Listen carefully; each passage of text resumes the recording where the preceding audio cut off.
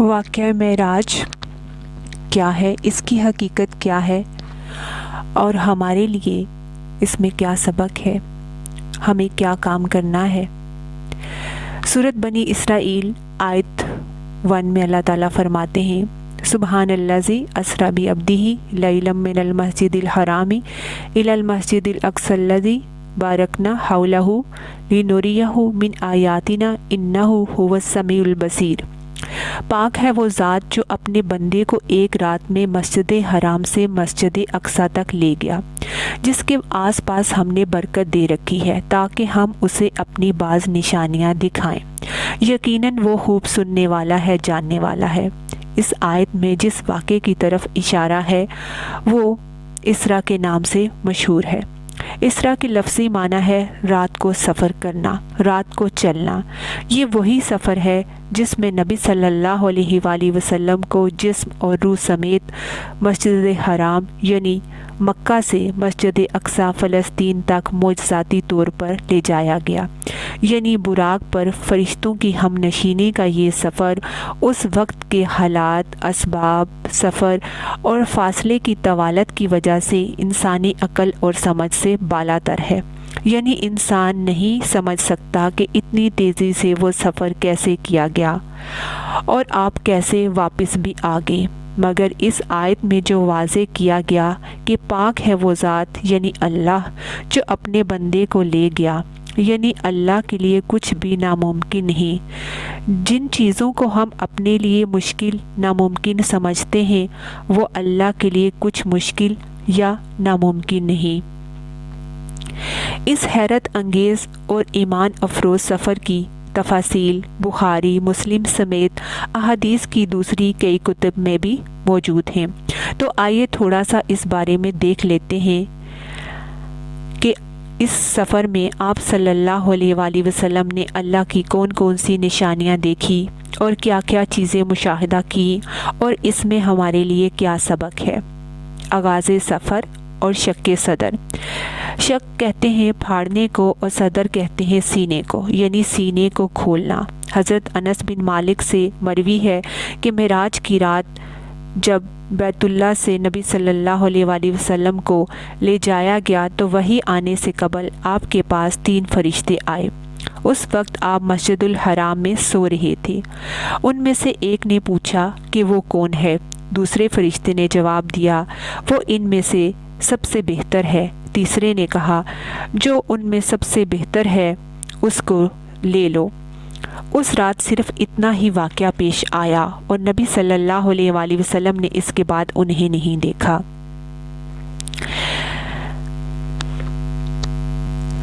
یہاں تک کہ وہ دوسری رات پھر آئے جبکہ آپ صلی اللہ علیہ وآلہ وسلم کا دل دیکھ رہا تھا اور آنکھیں سو رہی تھی، لیکن دل نہیں سو رہا تھا۔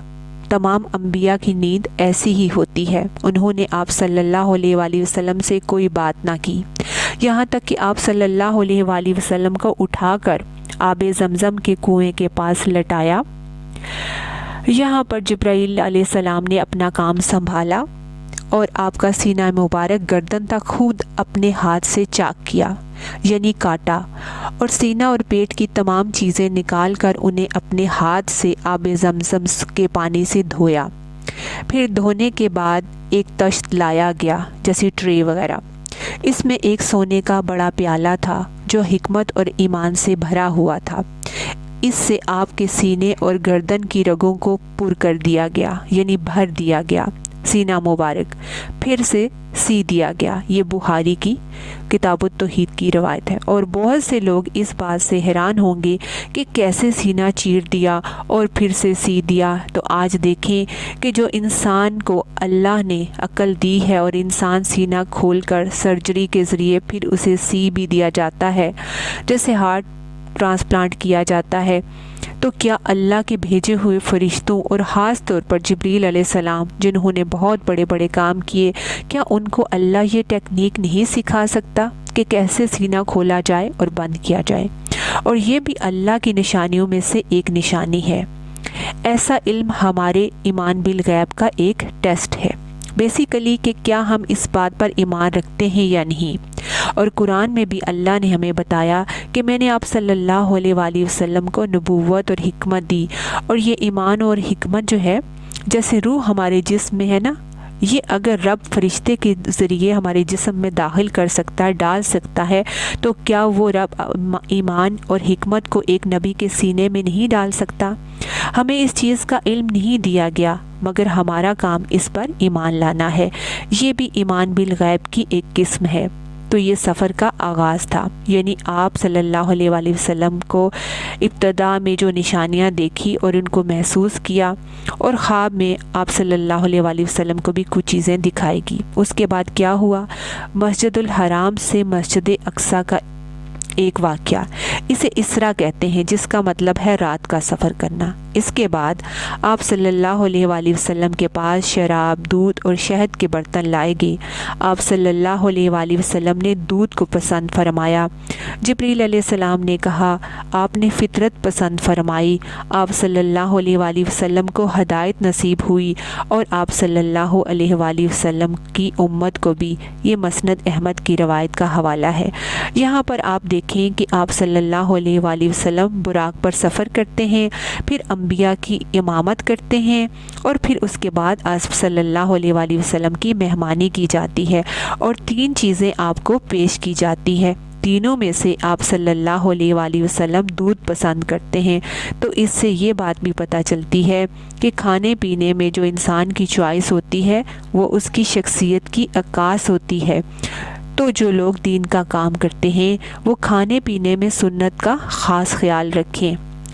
پھر مسجد اقصیٰ سے آسمانوں کی طرف جو سفر تھا، معراج کا لفظی معنی جو ہوتا ہے، یہ لفظ جو ہے یہ عین را جیم سے ہے، عروج اس سے ہے، جس کا معنی ہوتا ہے بلندی، اور معراج عربی میں سیڑھی کو کہتے ہیں۔ مسجد اقصیٰ سے آپ صلی اللہ علیہ وآلہ وسلم کو عالم بالا میں لے جایا گیا۔ معراج عربی میں سیڑھی کو کہتے ہیں جو اوپر چڑھنے کے لیے استعمال ہوتی ہے، اسی نسبت سے سفر کے اس حصے کو معراج کہا گیا ہے۔ بیشتر مفسرین کے نزدیک سورہ نجم کی آیت جو ہیں وہ واقعہ معراج کی دلیل کرتی ہیں، آیت نمبر 13 سے 18 تک۔ جیسے ترجمہ ہے، اور ایک مرتبہ پھر اس نے سدرۃ المنتہا کے پاس اس کو اترتے دیکھا۔ کس نے کس کو دیکھا؟ محمد صلی اللہ علیہ وآلہ وسلم نے جبریل علیہ السلام کو دیکھا۔ اس کا مطلب یہ ہے کہ آپ صلی اللہ علیہ وآلہ وسلم سدرۃ المنتہا تک تشریف لے گئے، جس کے پاس ہی جنت الماوا ہے۔ سدرہ کہتے ہیں بیری کے درخت کو۔ اس وقت سدرہ پر چھا رہا تھا جو کچھ چھا رہا تھا، یعنی نور وغیرہ۔ اس کی یہاں وضاحت نہیں کی گئی، مگر مراد یہی ہے۔ نہ نگاہ چندیائی، نہ حد سے تجاوز کی، یعنی آنکھ نہ چندیائی۔ جیسے ہم اگر سورج کی طرف دیکھیں تو کیا ہوتا ہے کہ ایک دم ہماری آنکھ چندیا جاتی ہے، کھلتی نہیں، اور نہ تجاوز کی، یعنی جہاں تک دیکھنے کا حکم تھا وہیں تک ٹھہری رہی۔ اور اس نے یعنی محمد صلی اللہ علیہ وآلہ وسلم نے اپنے رب کی بڑی بڑی نشانیاں دیکھی۔ تو یہ آیات جو ہیں اس بات پر دلیل کرتی ہیں کہ آپ صلی اللہ علیہ وآلہ وسلم اس رات مسجد اقصیٰ تک نہیں بلکہ آسمانوں پر تشریف لے گئے، بلکہ سدرۃ المنتہا تک گئے، جہاں تک کوئی فرشتہ، نہ جن، نہ کوئی انسان گیا۔ سفر آسمان۔ مسجد اقصیٰ میں تمام انبیاء کی امامت کے بعد سواری کے لیے آپ صلی اللہ علیہ وآلہ وسلم کو براق پیش کیا گیا۔ آپ اس پر سوار ہو کر پہلے آسمان پر تشریف لے گئے۔ جبریل علیہ السلام نے دروازہ کھلوایا تو پوچھا گیا کون ہے؟ جبریل علیہ السلام نے کہا میں جبریل ہوں۔ پوچھا گیا ساتھ کون ہے؟ کہا محمد صلی اللہ علیہ وآلہ وسلم۔ پوچھا گیا ان کو پیغام الہی دے کر بھیجا گیا ہے؟ جبریل علیہ السلام نے کہا ہاں۔ تب اندر والے فرشتے نے سن کر کہا مرحبا، آپ بہت اچھے آئے۔ آپ فرماتے ہیں میں وہاں پہنچا تو آدم علیہ السلام وہاں موجود تھے۔ جبریل علیہ السلام نے کہا یہ آپ کے باپ آدم ہیں، یعنی وہ آپ صلی اللہ علیہ وآلہ وسلم کو ساتھ میں گائیڈ کر رہے تھے۔ تو نبی صلی اللہ علیہ وآلہ وسلم نے کہا کہ میں نے انہیں سلام کیا، انہوں نے جواب دیا اور کہا مرحبا فرزند صالح، اور آپ صلی اللہ علیہ وآلہ وسلم کی نبوت کا اقرار کیا۔ پھر اسی طرح نبی صلی اللہ علیہ وآلہ وسلم کو لے کر جبریل آگے بڑھے اور دوسرے آسمان پر لے گئے۔ اسی طرح وہاں بھی سوال و جواب ہوئے۔ وہاں نبی صلی اللہ علیہ وآلہ وسلم کو عیسیٰ علیہ السلام اور یحییٰ علیہ السلام ملے جو باہم خالہ زاد بھائی بھی ہیں۔ پھر اسی طرح تیسرے آسمان پر یوسف علیہ السلام ملے، ان سے بھی سلام و دعا ہوئی اور انہوں نے بھی آپ کی نبوت کا اقرار کیا۔ پھر چوتھے آسمان پر ادریس علیہ السلام ملے، اس طرح ان سے بھی سلام دعا اور نبوت کا اقرار ہوا۔ پانچویں آسمان پر ہارون علیہ السلام تھے، ان کے ساتھ بھی یہی معاملہ ہوا۔ پھر چھٹے آسمان پر موسیٰ علیہ السلام سے ملاقات ہوئی۔ جب آپ صلی اللہ علیہ وآلہ وسلم ان کو چھوڑ کر جانے لگے تو وہ رونے لگے، تو آپ صلی اللہ علیہ وآلہ وسلم نے پوچھا کہ رونے کی کیا وجہ ہے؟ تو کہا کہ یہ نوجوان پیغمبر نبی میرے بعد مبعوث ہوئے، ان کی امت کے لوگ میری امت کے لوگوں سے زیادہ تعداد میں جنت میں جائیں گے، یعنی انہیں اپنی امت کی فکر تھی۔ پھر ساتویں آسمان پر گئے، اسی طرح سوال و جواب ہوئے اور دروازہ کھولا گیا تو وہاں ابراہیم علیہ السلام تھے۔ ابراہیم علیہ السلام بیت المعمور کے ساتھ ٹیک لگا کر بیٹھے ہوئے تھے۔ سیدنا ابن عباس سے مروی ہے کہ آپ صلی اللہ علیہ وآلہ وسلم ایک ایسے مقام پر پہنچے جہاں پر جبریل علیہ السلام نے آپ صلی اللہ علیہ وآلہ وسلم کا ساتھ چھوڑ دیا، تو آپ صلی اللہ علیہ وآلہ وسلم نے فرمایا کہ ایسے مقام پر کوئی دوست اپنے دوست کو نہیں چھوڑتا، آپ میرا ساتھ کیوں چھوڑ رہے ہیں؟ جبریل علیہ السلام نے کہا اگر میں اس مقام سے آگے بڑھوں تو نور سے جل جاؤں گا۔ یہ سنن بہقی کی روایت ہے۔ اس کے بعد آپ کو سدرۃ المنتہا تک لے جایا گیا۔ اس کے بیر ہجر کے مٹکوں کے برابر اور اس کے پتے ہاتھی کے کان کی طرح بڑے بڑے تھے۔ اس پر سونے کے پتنگے چھا گئے اور اللہ کے حکم سے جو کچھ چھانا تھا چھا گیا۔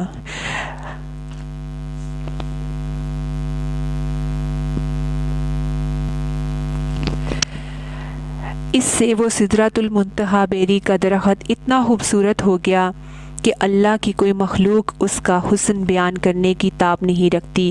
اس وقت اللہ تعالیٰ نے اپنے بندے کو وحی فرمائی تو آپ صلی اللہ علیہ وآلہ وسلم کی اور آپ کی امت پر 50 نمازیں فرض کی گئیں۔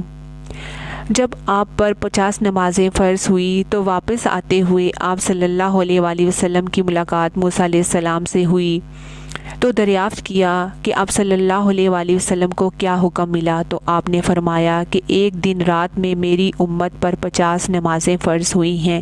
موسیٰ علیہ السلام نے کہا ایک دن رات میں آپ کی امت 50 نمازیں نہ کر سکے گی، میں بنی اسرائیل کا خوب تجربہ کر چکا ہوں، آپ واپس جا کر کمی کی درخواست کریں۔ آپ صلی اللہ علیہ وآلہ وسلم واپس گئے اور کمی کی درخواست کی، اللہ نے 10 نمازوں کی تخفیف کر دی۔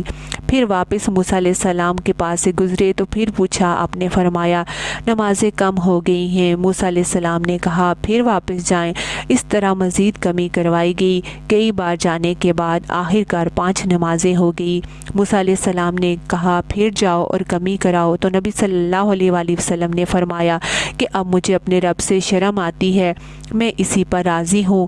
نبی صلی اللہ علیہ وآلہ وسلم نے فرمایا جب میں وہاں سے واپس آیا تو ایک پکارنے والے نے پکار کر کہا میں نے اپنا فرض پورا کر دیا اور بندوں کے لیے تخفیف کر دی، یہ 5 نمازیں اجر میں 50 نمازوں کے برابر ہوں گی۔ یہ بخاری کی روایت ہے، یعنی کہ پڑھنے کے لیے ہم پہ 5 نمازیں فرض ہیں، لیکن اجر کے اعتبار سے وہ ان 50 نمازوں کے برابر ہیں۔ یہ اللہ تعالیٰ کا ہم پہ انعام و رحمت ہے، یہ اس کا تحفہ ہے۔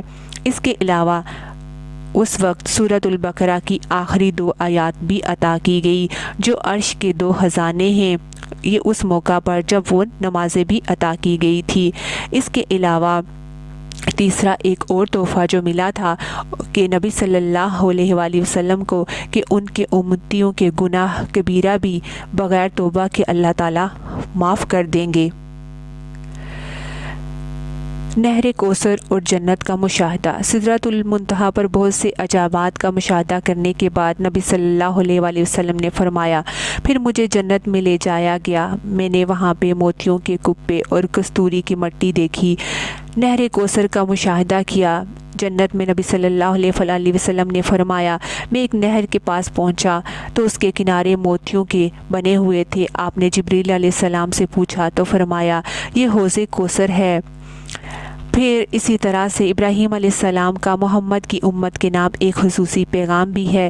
ابن مسعود بیان کرتے ہیں، نبی صلی اللہ علیہ وآلہ وسلم نے فرمایا، معراج کی رات میری ملاقات ابراہیم سے ہوئی۔ انہوں نے کہا، اے محمد صلی اللہ علیہ وآلہ وسلم، اپنی امت کو میری طرف سے سلام کہیے۔ ہم سب کو بھی کیا کہنا ہے؟ وعلیکم السلام ورحمۃ اللہ وبرکاتہ۔ اور ان سے کہیے کہ جنت کی مٹی بڑی عمدہ ہے اور اس کا پانی میٹھا ہے، مگر وہ ایک چٹیل میدان ہے اور اس کی کاشتکاری سبحان اللہ والحمد للہ ولا الہ الا اللہ واللہ اکبر ہے۔ ترمذی کی یہ روایت ہے، یعنی ہمیں کثرت سے اللہ کا ذکر کرنا چاہیے۔ اسی طرح جنت کے بعد نبی صلی اللہ علیہ وآلہ وسلم کو جہنم بھی دکھائے گی۔ نبی صلی اللہ علیہ وآلہ وسلم نے فرمایا، معراج کے موقع پر میرا گزر ایسے لوگوں کے پاس سے ہوا جن کے ناخن پیتل کے تھے، وہ اپنے چہروں اور سینوں کو نوچ رہے تھے۔ میں نے پوچھا، یہ کون ہیں؟ کہا، یہ وہ لوگ تھے جو غیبت کرتے تھے۔ نبی صلی اللہ علیہ وآلہ وسلم نے فرمایا، میں نے دیکھا کہ کچھ لوگوں کے منہ آگ کی کینچیوں سے کاٹے جا رہے ہیں۔ میں نے پوچھا، یہ کون لوگ ہیں؟ فرمایا، یہ آپ کی امت کے وہ خطیب ہیں جو لوگوں کو تو نیکی کی تلقین کرتے ہیں مگر خود عمل نہیں کرتے، حالانکہ وہ کتاب بھی پڑھتے ہیں۔ یہ وہ سب معاملات تھے جو نبی صلی اللہ علیہ وآلہ وسلم نے معراج میں دیکھے۔ جنت دوزخ کا مشاہدہ کیا اور تحفے کے ساتھ واپس آ گئے۔ اگلے دن نبی صلی اللہ علیہ وآلہ وسلم نے جب معراج کی بات لوگوں کو بتائی تو ان کے مختلف طرح کے رد عمل تھے۔ کسی نے تعجب کا اظہار کیا، کچھ نے مذاق میں تالیاں بجائی، کچھ لوگ حضرت ابو بکر صدیق رضی اللہ تعالیٰ عنہ کے پاس بھی چلے گئے اور ان سے کہا، آپ کے بارے میں بتایا تو آپ نے فرمایا، اگر یہ محمد صلی اللہ علیہ وآلہ وسلم کہتے ہیں تو میں اس کی تصدیق کرتا ہوں۔ لوگوں نے کہا، آپ بھی ان کی تصدیق کرتے ہیں؟ آپ نے فرمایا، میں اس سے بھی بڑی بات میں ان کی تصدیق کرتا ہوں۔ آسمانوں سے صبح شام جو خبر یعنی کہ وحی آتی ہے، میں اس کی بھی تصدیق کرتا ہوں۔ اس پر ان کو صدیق کا لقب ملا تھا۔ یعنی حضرت ابو بکر صدیق رضی اللہ تعالیٰ عنہ نے جو آپ کی تصدیق کی، اس پر آپ کو صدیق کا لقب اللہ تعالیٰ کی طرف سے دیا گیا۔ پھر اس کے بعد ہم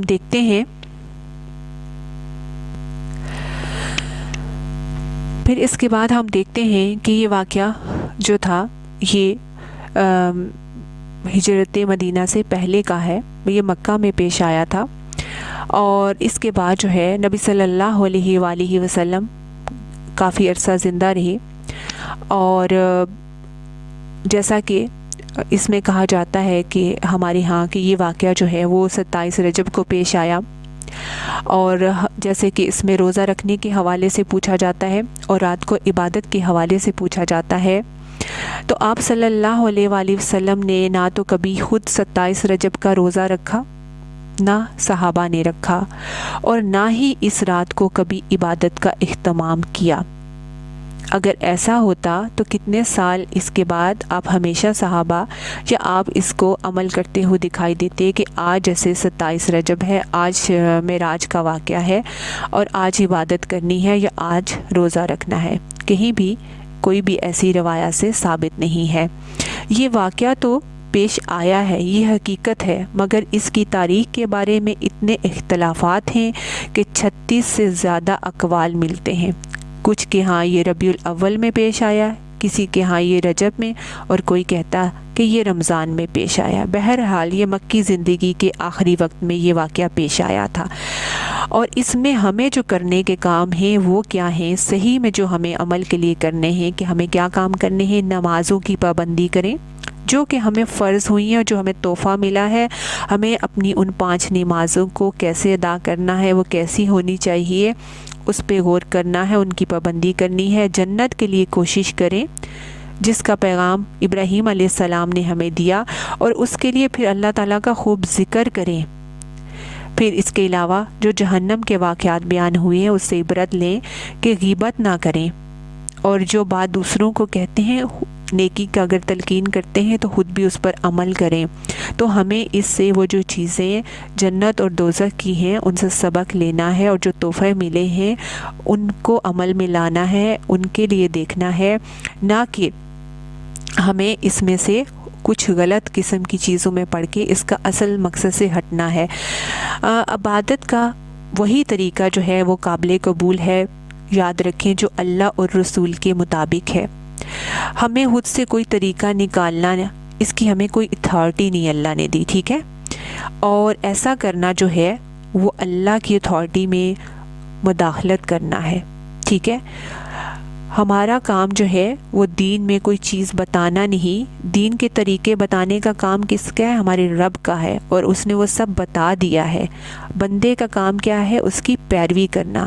یاد رکھیں، دین کے نام پر کوئی بھی عبادت، ثواب کا کام، کچھ بھی کرنا شروع کریں تو ضرور سوچیں کہ یہ قرآن و سنت میں اس کی کوئی دلیل ہے، اس کا واقعی ایسا اجر ہے، یا صرف ایک جھوٹ گھڑ لیا گیا ہے۔ اس طرح کی چیزیں دین میں شامل کر کے پھر ان کی پابندی کرنا، خاص رات میں یا دن میں یا خاص طریقے پر، یہ سب دین میں ایک دخل اندازی اور ناپسندیدہ ہے۔ دین کے معاملے میں ہمیں سمجھداری سے کام لینا چاہیے، اور اتنا ہی لینا چاہیے جتنا ہمیں ملا ہے، جتنا ہمیں دے دیا گیا ہے۔ اگر ہم خود اس میں کچھ شامل کریں گے تو ایسا کرنا جو ہے وہ دین کو مزید مشکل اور بوجھل بنا دے گا۔ ویسے بھی حجۃ الوداع کا جو خطبہ ہے جس میں نبی صلی اللہ علیہ وآلہ وسلم نے فرمایا، اللہ تعالیٰ کا فرمان تھا کہ آج میں نے تمہارے لیے تمہارا دین مکمل کر دیا، تو اللہ نے ہمارے لیے ہمارا دین مکمل کر دیا، اور اس میں ہمارے لیے قرآن اور سنت بہترین نمونہ ہے۔ جو اللہ تعالیٰ نے قرآن میں فرمایا اور جو نبی صلی اللہ علیہ وآلہ وسلم نے فرمایا اور کر کے دکھایا، وہی ہمیں کرنا ہے۔ اس کے علاوہ ہم سے نہ کوئی سوال ہے اور نہ ہی کوئی پوچھ ہوگی۔ اگر وہ جتنا ہمیں بتایا گیا ہے اتنا ہم کریں گے، عمل کریں گے تو بہترین جزا ملے گی۔ یاد رکھیں، کوئی بھی نیکی کے کام پہ دو جو ہیں وہ اللہ کے ہاں اس پر سٹیمپ جو مہر چیک ہوگی اس میں دو چیزیں چیک ہوں گی، کہ ایک وہ عمل جو ہے وہ خالص اللہ کے لیے کیا گیا ہو، اور دوسرا یہ کہ وہ سنت کے مطابق ہو۔ لہٰذا وہ کام جو نبی صلی اللہ علیہ وآلہ وسلم یا ان کے صحابہ نے نہیں کیا، تو ہمیں بھی ایسے کاموں سے بچنے کی کوشش کرنی چاہیے، اور صحیح قرآن و سنت پر عمل کی کوشش کرنی چاہیے۔ اللہ تعالی ہم سب کو صحیح دین پر چلنے کی، اس کو سمجھنے کی توفیق عطا کرے، آمین۔ السلام علیکم ورحمۃ اللہ وبرکاتہ۔